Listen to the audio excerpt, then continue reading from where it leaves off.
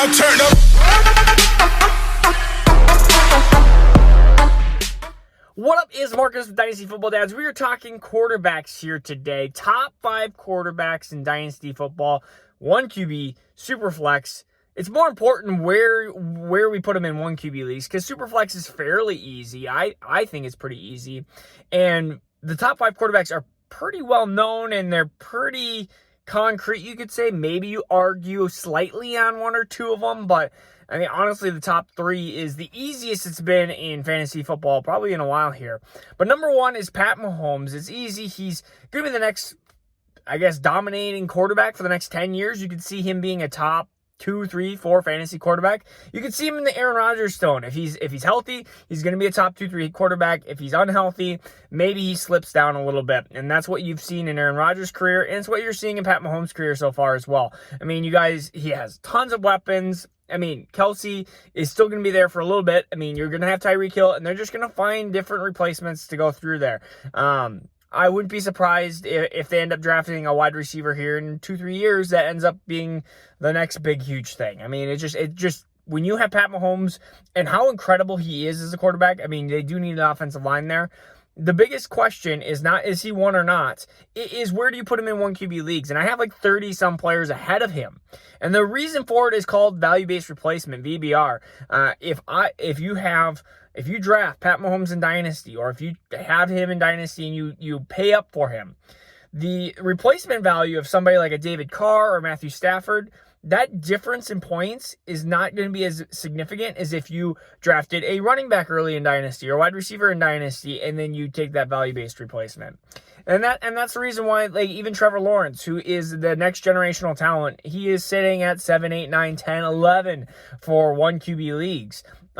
There's a big difference when it comes to Superflex, because those quarterbacks, your value-based replacement goes down the crapper then, because you have to start 2 quarterbacks. And that is the huge difference between 1 QB and Superflex leagues. Superflex leagues, he is the 101. He is the 101 in startup. Just, if you think anything else wise, I don't understand it.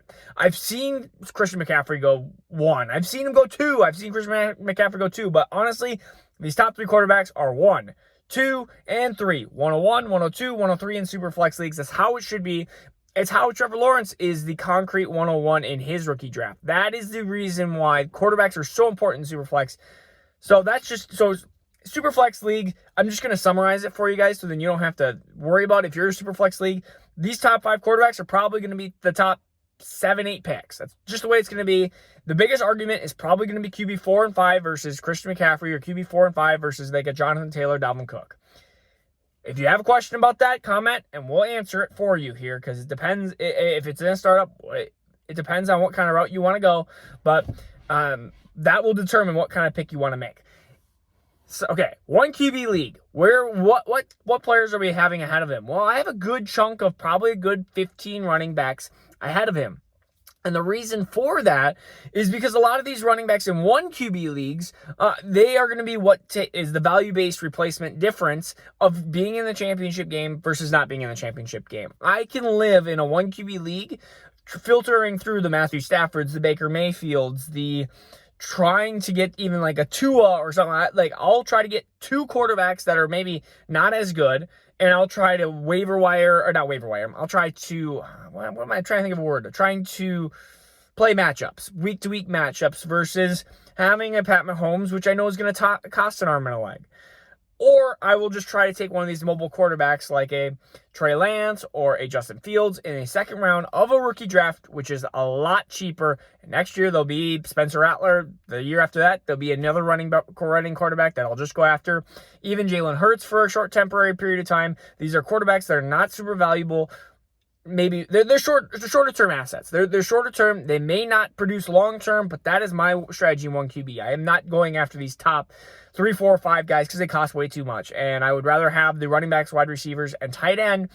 Yes, they're shorter term windows, but when you have them and they hit, they are such a big difference. If you have a Christian McCaffrey, or if you have a Alvin Kamara, you know how important that is compared to somebody having I'm trying to think, like Joe Mixon or Austin Eckler. Like, you know the difference between it. All right. So, number 2 is going to be Josh Allen. And we saw Josh Allen. He's improved. He's improved more than I thought. I really like Josh Allen because of his running ability. He's a deceptive, really good running quarterback, and that's why I really liked him. I thought that was going to be his max. I did not think it. He exceeded expectations, is what I'm trying to say. Josh Allen, number 2. Number 3 is Kyler Murray, and these two are 2, 3 right close to each other. And I think 4 and 5 are a little bit of a dip off and are close to each other. Kyler Murray's super young. We're talking about the big thing is he is a mobile quarterback. We're talking about a guy who can run for 10 touchdowns, and in 17 games you can see that easily happening in 2021 here. And Kyler Murray is going to be a part of an offense that's probably not going to be running a lot. They're probably going to be passing a lot to AJ Green, to Larry Fitzgerald if he's not retired, or if he's retired, Christian Kirk. You got DeAndre Hopkins. Now you have Rondale Moore. Like, you're going to have a ton of passing. And the argument is you could have Kyler Murray number 2, and I'm totally fine with that. Josh Allen, personally, I just like his ability to maybe be a longer-term quarterback. I think Kyler Murray being strictly more mobile, I think is going to be potentially an issue.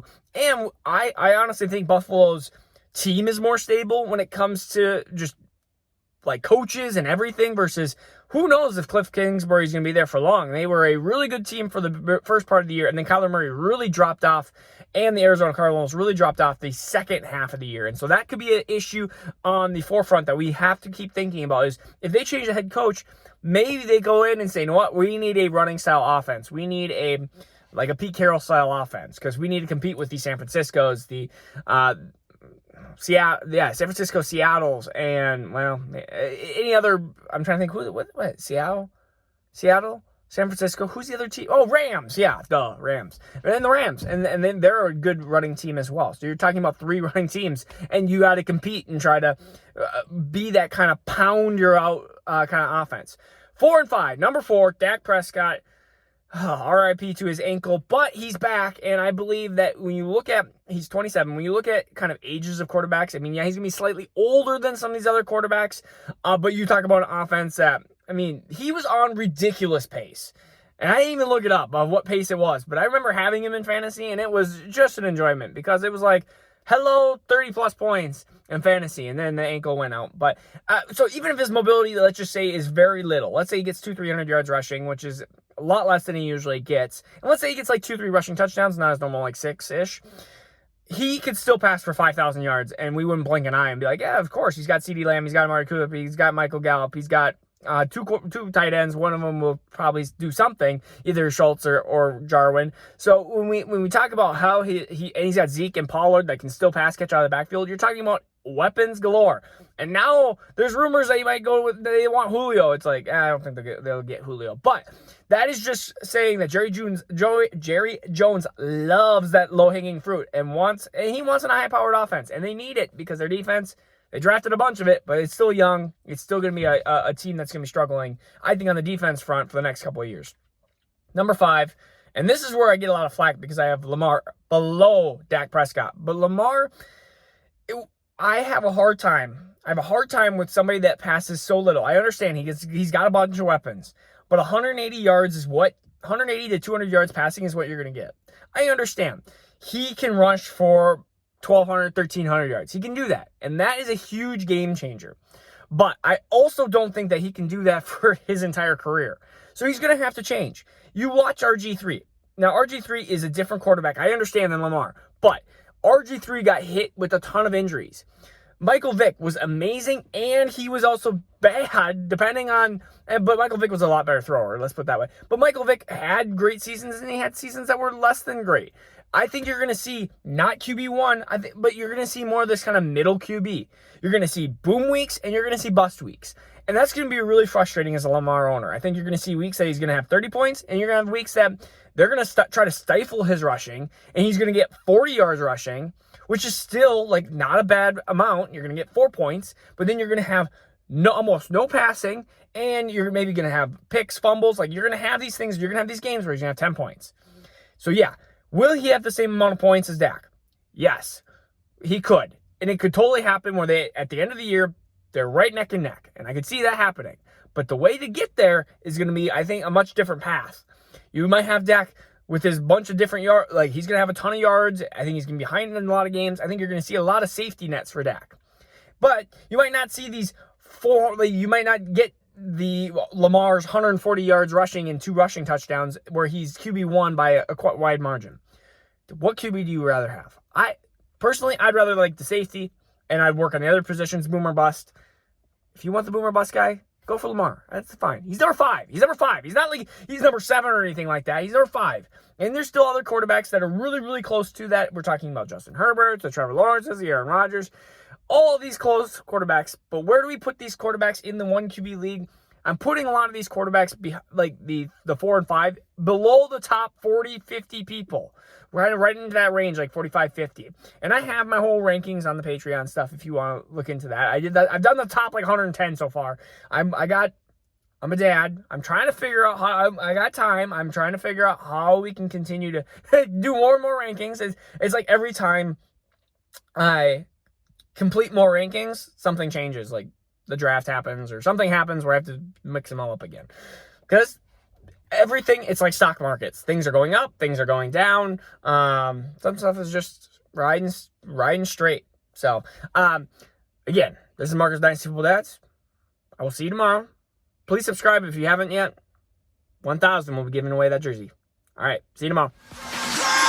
Now turn up.